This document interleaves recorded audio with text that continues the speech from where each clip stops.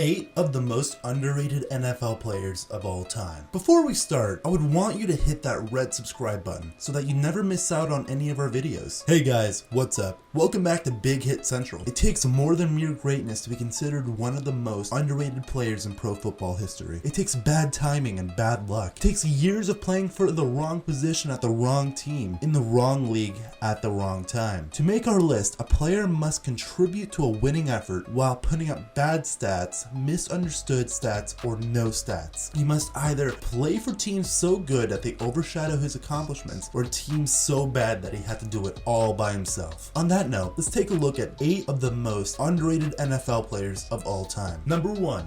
Gary Clark. Gary Clark won 2 Super Bowls, made 4 Pro Bowls, and 3 All-Pro teams. He retired with 700 catches and almost 11,000 yards to go with 65 touchdowns. And this is with his first 2 professional seasons coming in the USFL. I will also state that I think Clark was better than Art Monk. Clark had the better prime of the two and was not purely an accumulator over a long period of time like Monk. In every single year that the two played together in Washington outside of Clark's rookie season, he was the better player. The only seasons where Monk had an argument for being better were the 1988 and the 1989 seasons. But outside of that, Clark outperformed him completely. And none of us wants, we all want to be the guy. Like, none of us want to ever sit on the bench. But a lot of times when we come into a league, that's what happens for a few games. When I first came to Washington, it took me to the 5th game before I became the starting receiver. Number 2, Matt BLAIR. Essentially a linebacker with a safety speed. He's one of the best coverage linebackers to ever play the game of football. He made 6 consecutive Pro Bowls from 1977 to 82, yet was only an All-Pro once in 1980. Throw in the fact that BLAIR is maybe the greatest special teams player in NFL history, and you have a player that deserves to be remembered. Number 3, Jamal Lewis. Jamal Lewis was a horse in the Baltimore's backfield and had 5 1,000 plus yard seasons in the 6 years that he played for the Ravens. He was the lead back and offensive weapon for the 2000 Super Bowl championship team, then had 2,066 rushing yards for Baltimore 2003. Still, Lewis only reached the Pro Bowl once, and his dominant tenure in Baltimore is not top of mind because many successful running backs have donned the purple and black. Number 4, Adam Timmerman. The greatest show on turf boasted so much star power you couldn't tell the other Rams without a program. Start with Adam Timmerman, who won Super Bowl rings with the Packers and Rams 3 years apart. A mauler of a right guard, Timmerman also was agile enough to escort Marshall Faulk on screens and sweeps. Efficient?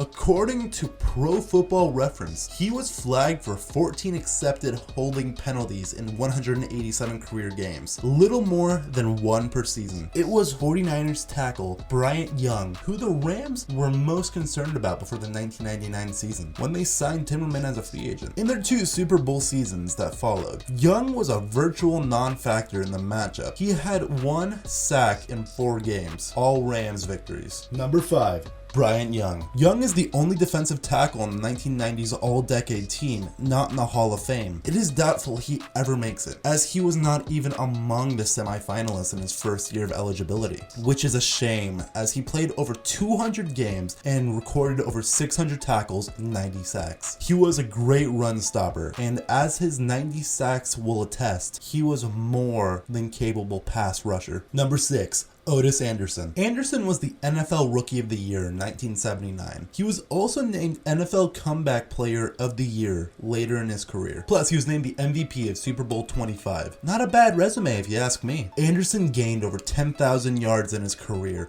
and was a great running back in the NFL. Not many men accomplished the things that Anderson did during his career. Number 7, Lomas Brown. Lomas Brown played left tackle for 4 Lions playoff teams. He started for an offensive line that helped Barry Sanders win 2 of his 4 rushing titles. He played in the run and shoot offensive, which means he was on an island against the NFL's best pass rushers on every snap for a half decade. No tight end flanking him, no blocking back behind him. Brown earned 7 Pro Bowl berths and an All-Pro selection, but the run and shoot took away more than it provided, and the early 1990s Lions kept getting obliterated by better defenses in the playoffs. years. A new generation of superstar left tackles entered the league as Brown was peaking, and he spent the latter half of his career bouncing from team to team as Tony Boselli, Willie Rofe, Orlando Pace, Jonathan Ogden, and Walter Jones turned the blindside protector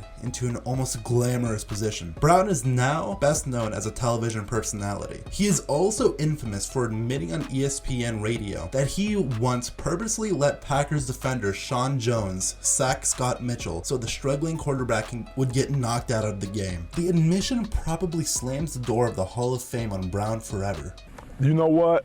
I love this game. I love playing the game.